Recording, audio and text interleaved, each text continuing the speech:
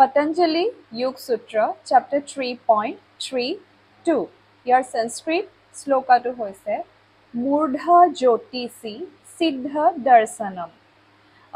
Murdha অসমীয়াত মূৰ্ধ মানে হ'ল আমাৰ যোনটো ক্ৰেনিয়াম ৰিজন বা হেড এৰিয়া আমাৰ যোনটো আমি হাঠা য়োগাত কওঁ ব্ৰহ্মৰন্ধ্ৰ হাঠা য়োগাত ব্ৰহ্মৰন্ধ্ৰ যোনটো এৰিয়াটো হয় আৰু ক্ৰেনিয়াম ৰিজনটো আমাৰ হেডৰ ওপৰৰ ৰিজনটো আমাৰ যোনটো মূৰ্ধ বুলি কয় মূৰৰ ওপৰৰ অংশটো তাৰপিছত কৈছে জ্যোতিষী মানে লাইট পোহৰ ইলুমিনেশ্যন তাৰপিছত কৈছে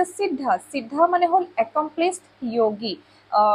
সিদ্ধি হৈ যায় যোনটো সেইটো সিদ্ধ দৰ্শন মানে হ'ল ভিজন তাৰ দেখা সাক্ষাৎ হয় মানে একচুৱেলি ইয়াত কি কৈছে how we can connect with any accomplishment by focusing on the light within our body. যোনবিলাক সাধকে মানে আমাৰ হেড ৰিজনটোৰ ওপৰত ক্ৰেনিয়াম ৰিজনটোৰ ওপৰত তেওঁ সাম্যামা প্ৰেক্টিছ কৰে ধাৰণা ধ্যানা সমাধি এইটো ৰিজনত যদি এজন সাধকে সাম্যামা প্ৰেক্টিছ কৰে তেনেহ'লে তেওঁ কি দেখা সাক্ষাৎ কৰিব পাৰিব সিদ্ধা দৰ্শন কৰিব পাৰিব সিদ্ধা দৰ্শন মানে কৈছে যোনবিলাক আকাশত বহি থকা আমাৰ দেৱ দেৱতাসকলৰ লগত তেওঁ সাক্ষাৎ কৰিব পাৰিব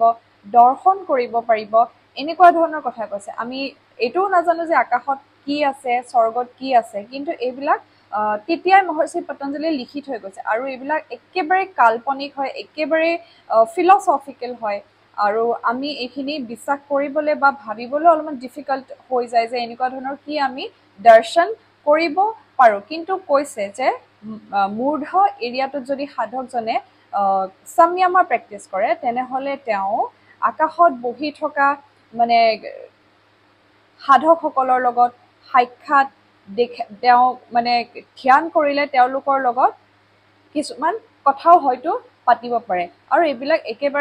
একেবাৰে কাল্পনিক হয় গতিকে